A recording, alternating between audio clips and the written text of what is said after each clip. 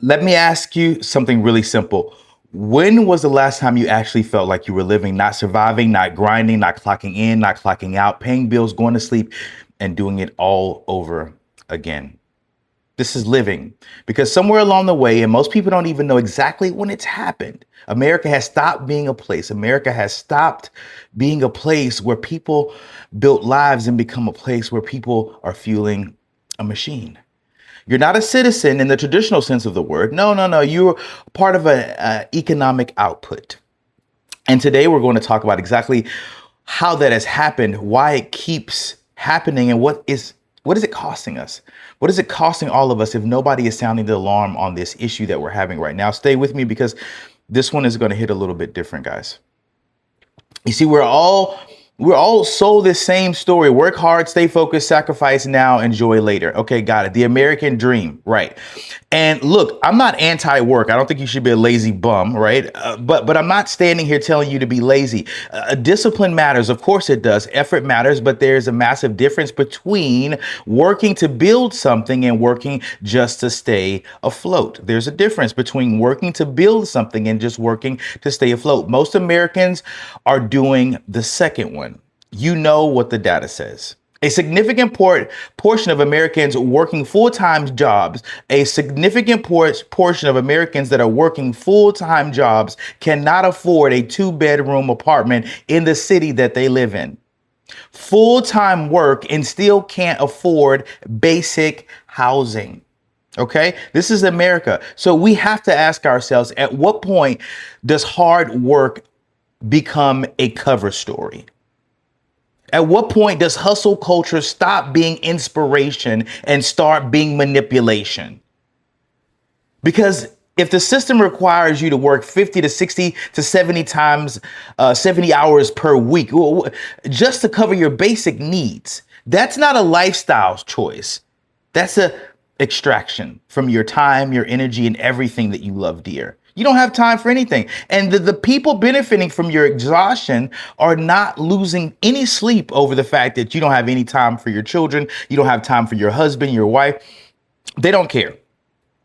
You are told that you need the newest iPhone, the newest car, the newest wardrobe, the newest everything. And not just because your old one stopped working. No, because if you don't get the new one, it stops fueling the economy that we all need to work for it to fuel. Because if you don't get the latest and the greatest, then we can't prop up our economy. We can't say this is what the projection is going to be. Do you know how companies know how much they're going to make by the end of the year? Because they know how much you're going to spend. Do you know how companies know every quarter what their projections of what they're going to make? Because they know what the consumer is going to spend. They count on you spending your money with them. They know you're going to. That's why the numbers are so correct. They've understood how to control you, so they know what you're going to buy. Here we go. Think about it this way. If you genuinely need less, then that means that you could work less hours. If you genuinely needed less, meaning if the life you live was less, if you lived on less than what you need now, because right now you probably are living way beyond your means. Most people are, most Americans are. If you could work less, you'd have more time to think, to rest, and connect to this question. A population that questions things is a dangerous thing, right? It's dangerous to a system that depends on compliance. They are just like the COVID thing. They knew that we were going to comply. Some of us. It's dangerous for society not to comply because the system depends on our compliance. So they keep the consumption cycle running. They keep the market.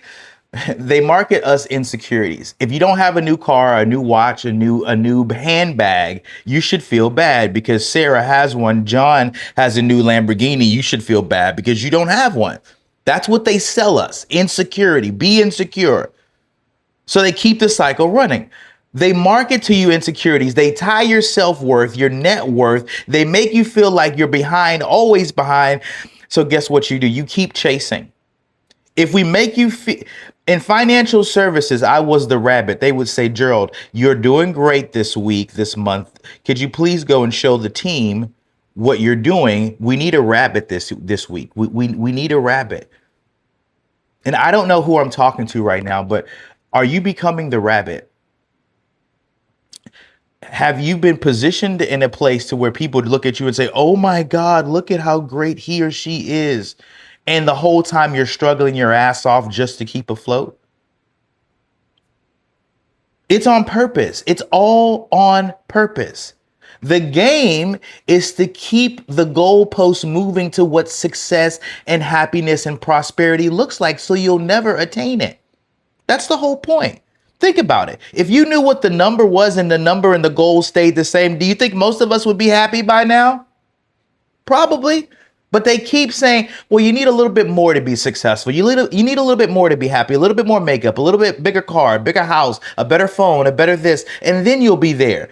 The target is always moving, so therefore you need to keep moving and keep working to fuel the system that they say you need. It's all designed. The question is, what are you going to do about it? Something unconscious happens when two people take a walk. Either you adjust to their pace or they adjust to your pace. Either way, someone will adjust. And the question is, whose pace are you adjusting to? I'll see you guys in the next one.